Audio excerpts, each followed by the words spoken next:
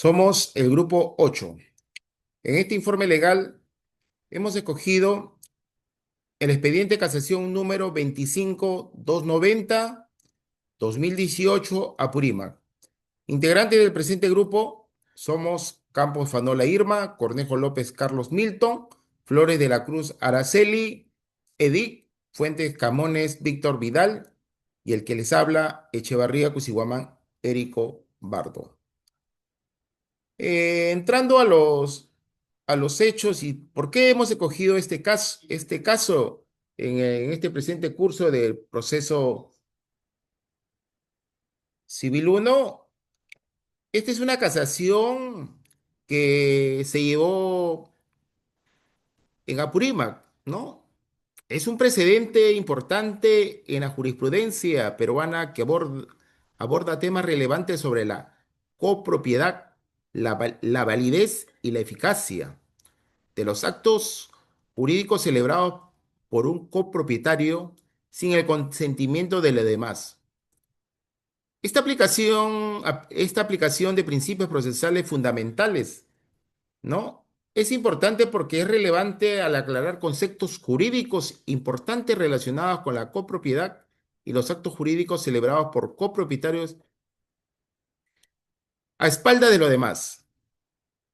Asimismo, esta sentencia de la Corte Suprema de Justicia de la República Peruana nos proporciona claridad, un poquito como enseñanza sobre la interpretación del artículo 978 del Código Civil Peruano, que trata sobre la veracidad de los actos celebrados por un copropietario sobre un bien indiviso sin la autorización de los demás.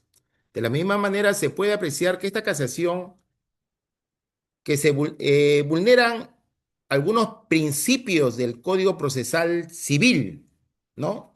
Podemos analizarlo y indicarlo, ¿no? Así tenemos el principio de congruencia. Vulnera o se vulneró porque se ajusta a lo pedido por las partes o si otorgan más de lo solicitado. Asimismo, tenemos el principio de motivación. ¿Por qué? Es una falta de motivación en esta casación adecuada a las resoluciones judiciales, las cuales pueden vulnerar este principio, afectando la validez de la sentencia y también tenemos otro principio que se vulnera es el debido proceso, porque vulnera los derechos fundamentales, como el derecho a la defensa o a la tutela jurisdiccional efectiva. Puede afectar la validez del proceso. También se puede decir que se escogió esta casación porque nos enseña la aplicación de principios procesales que enfatizan la importancia de aplicar principios procesales como la congruencia, motivación y debido proceso en la tramitación de los casos judiciales. Eh, por tanto, esta sentencia llevada a la Corte Suprema interpreta y aplica en casos complejos, proporcionando orientación para futuros casos similares. Eh, Desde el punto de vista grupal, se puede indicar que hubo una primera, segunda y tercera instancia, logrando esa última, ¿no? eh, un antecedente jurisdiccional en este presente caso. Gracias. Buenas tardes, doctora y compañeros presentes. En esta ocasión, quien le habla es Araceli Edith Flores de la Cruz, que le va a exponer sobre el punto número 2, que es sobre la etapa postulatoria o equivalente. Como argumentos por parte del demandante, señala en la demanda inicial que la señora Flora Febres Aquises y sus hermanos, como herederos del Máximo Febres Méndez, solicitaron la reivindicación del predio a Concay, ubicado en la región Apurima, además del pago de una indemnización por daños y perjuicios, argumentando que los demandados, Praxis Zorrilla y su esposa, ocupaban el terreno sin derecho alguno. Y un argumento por parte del demandado. El señor Praxis Alejandro Zorrilla Cosiguamán y la señora Victoria Maruri Gilares señalaron haber adquirido el bien mediante una escritura imperfecta firmada en 1999 por uno de los coheredores, Lázaro Febres, quien actuó sin representación de los demás. Alegaron buena fe y posesión legítima, sosteniendo que su título derivado de un contrato válido en su origen. Desde una mirada crítica, puede decirse que la parte demandante debió precisar mejor la porción exacta del bien que reclamaba, ya que al tratarse de un bien indebido, la acción reivindicadora solo puede alejarse sobre la parte que exceda la cuota del copropietario del vendedor. Por su parte, la defensa de los demandados, aunque intentó ampararse en la buena fe, omitió reconocer que la copropiedad exige consentimiento conjunto para disponer de la totalidad del bien. A continuación, doy pase a mi siguiente compañero. Buenos días, distinguidos colegas y docentes. En este caso, sobre la casación 25290-2018 Apurímac, un caso que versa sobre la acción reivindicatoria interpuesta dentro del contexto de copropiedad hereditaria. Este caso cobra relevancia jurídica porque delimita claramente los efectos de los actos de disposición realizados por un solo copropietario sobre un bien individual, así como la correcta interpretación de los artículos 978-979 del Código Civil en relación con el derecho de propiedad y los principios de seguridad jurídica y protección del debido proceso. En cuanto a la fundamentación normativa, el caso se sustenta en diversos artículos del Código Civil y la Constitución Política del Perú.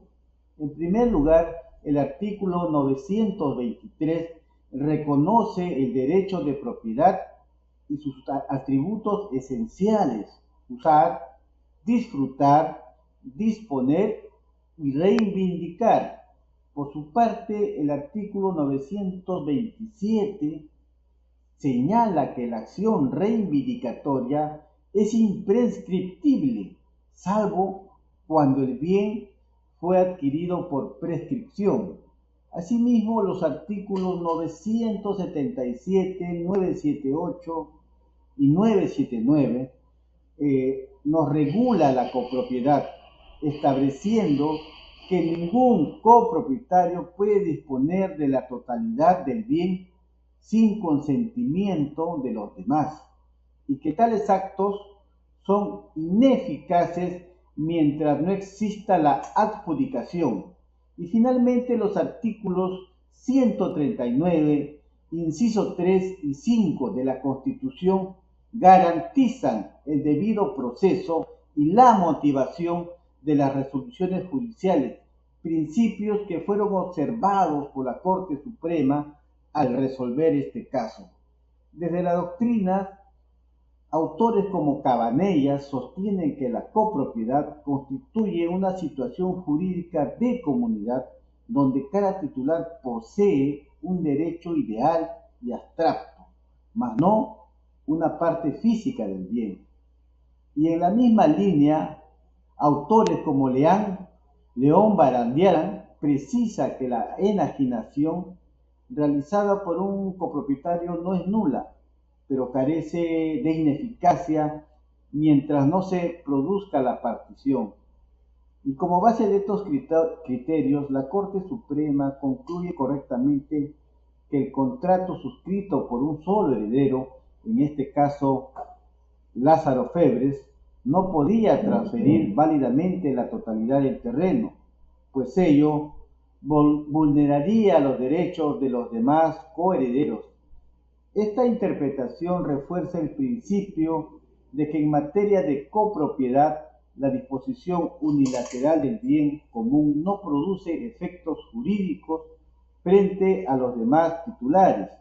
En cuanto a la fundamentación fáctica, se acredita que el heredero, el señor Lázaro Febres, dispuso de parte del terreno común sin contar con la autorización de los demás copropietarios. Los compradores de buena fe ocuparon el bien creyendo válida la compra-venta y sin embargo, conforme al artículo 978 del Código Civil, estos actos de disposición resultan ineficaces frente a los coherederos, quienes conservan intacto su derecho sobre la propiedad indivisa. En consecuencia, la acción reivindicatoria no podría prosperar respecto a la totalidad del bien, aunque si era procedente de manera parcial respecto de la cuota excedente. Finalmente, se concluye que la Sala Superior debió declarar la demanda infundada y no improcedente, a fin de permitir que los herederos reclamen su derecho en la vía correspondiente, conforme a los principios de legalidad y seguridad jurídica. Muchas gracias. Continuando con el punto 5, en la segunda instancia del caso de la casación número 25.290/2018 Apurima, la Sala Superior confirmó que la venta efectuada por uno solo de los coherederos sin el consentimiento de los demás era jurídicamente ineficaz. Esto quiere decir que el contrato existe, pero no produce efectos legales frente a los demás copropietarios. Además, la sala determinó que la acción reivindicatoria presentada por los herederos no procedía, porque al tratarse de un bien indecisivo, ninguno de ellos podía reclamar la totalidad del terreno, sino solo su parte ideal. Posteriormente, el caso fue elevado en casación ante la Corte Suprema, la cual ratificó completamente esta interpretación. La Corte precisó que el recurso de casación no sirve para volver a discutir los hechos, sino para revisar las normas del derecho han sido correctamente aplicadas. Con base en el artículo 278 del Código Civil, la Corte señaló que cuando un copropietario vende un bien común, esa venta no transmite la propiedad total, sino solo su cuota ideal. Por tanto, los compradores no se convierten en dueños exclusivos, sino en copropietarios junto con los demás herederos. Asimismo, la Corte Suprema concluyó que no existió vulneración del debido proceso ni falta de motivación. Las decisiones de las instancias anteriores fueron lógicas, razonadas y correctamente fundamentadas, respetando los principios de legalidad y justicia procesal.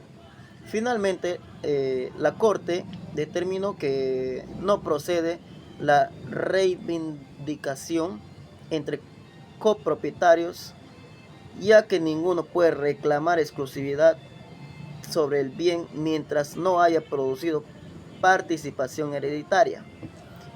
En consecuencia, declaró infundado el recurso de casación y confirmó la sentencia de vista, consolidando así un precedente importante en materia de copropiedad y en eficacia de los actos jurídicos. Buenas noches. noches, profesora. Buenas noches, compañeros. Mi nombre es Irma Campos Fanola y como siguiente punto vamos a ver lo que son conclusiones y recomendaciones.